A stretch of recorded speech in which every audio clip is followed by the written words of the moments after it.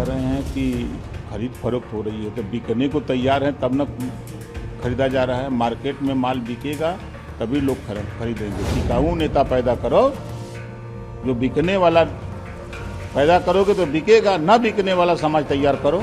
अभी उधर भाई महाराष्ट्र की तरफ मत ध्यान रखिए, अब यूपी का नंबर है। या मेरे आपने नहीं देखा, राम गोपाल जी एक बढ़िया चिट्ठी माननीय अमित शाह जी को थमा दिए हैं और कह दिए हैं उनसे धीरे से कि इतना लोगों का नाम है, ये लोग को बुला के अपने पास ले लीजिए, हम लोगों का जान बचाए रखिए। नहीं तो हम तो कह रहे हैं कि राम गोपाल जी इसका खुलासा करें, उस चिट्ठी में क्या लिखे हैं।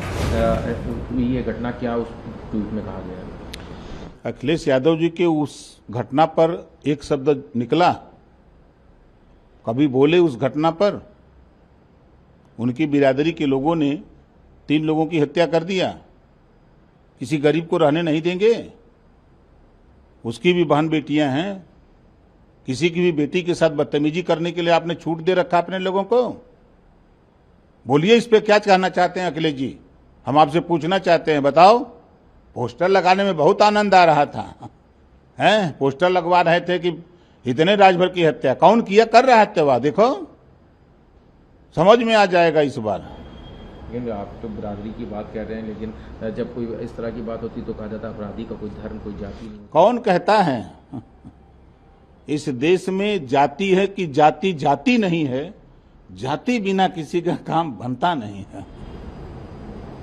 जाति का आपने नाम लिया, आज ब्राह्मण समाज की बड़ी बैठक समाजवादी पार्टी में बुलाई गई है, 5 अगस्त को कार्यक्रम है, उससे पहले ही आज ये एकजुट करने के लिए 2021 में भी देखा गया था 22 के चुनाव में से पहले कि यहाँ पे सरोजनी नगर में फरसा लगाया गया और उसके बाद सारे कार्यक्रम हुए थे। इटावा का घटना भुला गई ना कहा। इटावा में यादव जी ने, अखिलेश यादव जी ने कहा कि यादव भी कथावाचक हो सकता है, कथा कह सकता है, विद्वान है, लेकिन यादव की विद्वत्ता आजमगढ़ जाते जाते खत्म हो गई। आजमगढ़ के गृह प्रवेश में 6 गो पंडित जी के ले जाकर गृह प्रवेश करा लिए और यादव से कह के, यादव समाज के लोगों तुम्हारे पास ज्ञान नहीं है, तुम्हारे पास विद्वत्ता नहीं है। अब बतावा, अब ब्राह्मण के समझाओ या तुम जे कितना बुद्धि हो यादव के, है? ब्राह्मण से ज्यादा बुद्धि हो? ये देश में सबसे ज्यादा जाति व्यवस्था में सबसे ज्यादा विद्वान अगर कोई हो तो ब्राह्मण हो। अब ब्राह्मण के यही समझाई मतलब ऐसा काम करो तुम कि विनाशकाली विपरीत बुद्धि। तो क्या जो बैठक बुलाई है उससे उनको ज्ञान मिलेगा, क्या आगे का जो रास्ता है नाश होई? वो कितनों कुल कई नावे, ये समझ लीजिए कि आप भी रहेंगे, हम भी रहेंगे, 27 का चुनाव आएगा, आपके स्क्रीन पर चलेगा। वो तो कहते हैं हमारे पीडीए में सभी लोग हैं, पीड़ित ब्राह्मण भी हैं, इसी को लेके बैठे। पीडीए नहीं, अब केडीए होगा। केडीए मतलब काटेगा ही रहा। तो इस बैठक के बारे और क्या, क्योंकि इससे पहले भी करी तो क्या ये बैठक वोट बैंक में तब्दील होगी? कभी नहीं हो सकती। क्यों कह रहे हैं? देखिए, ब्राह्मण विद्वान कौम है, वो समझदार है, समझ रहे हैं ना? और इनके कहले से वोट दी हैं।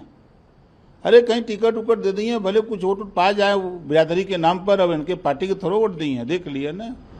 तो अगर वो कह रहे हैं कि खरीद फरोख्त हो रही है तो बिकने को तैयार है तब न खरीदा जा रहा है। मार्केट में माल बिकेगा तभी लोग खरीदेंगे। टिकाऊ नेता पैदा करो, जो बिकने वाला पैदा करोगे तो बिकेगा, ना बिकने वाला समाज तैयार करो।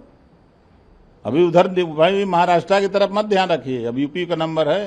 यूपी में क्या होगा, यहाँ भी जाएंगे?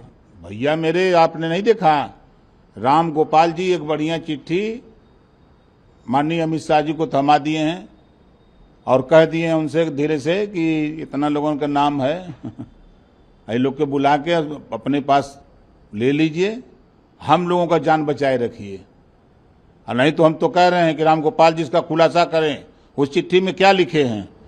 तो चिट्ठी जानने के लिए आप कह रहे हैं इस तरह के बयान, इसमें तो कोई कुछ भी कह सकता है। क्या कह सकता है वो बताओ, मैं राम गोपाल जी काहे चिट्ठी दे लो, कतुआ कहो, कौन तकलीफ न हो? पार्टी का काम हो सकता है, कौन पार्टी आती नहीं, वो बात नहीं है। खनन प्रकरण में सीबीआई ने अखिलेश जी का भी नाम उसमें रखा है, बाहरी घूमत हुआ, गायत्री प्रजापति जेल में हैं वही मामले में, और गोमती रिवर फ्रंट में कोई गैर जेल में, बताओ।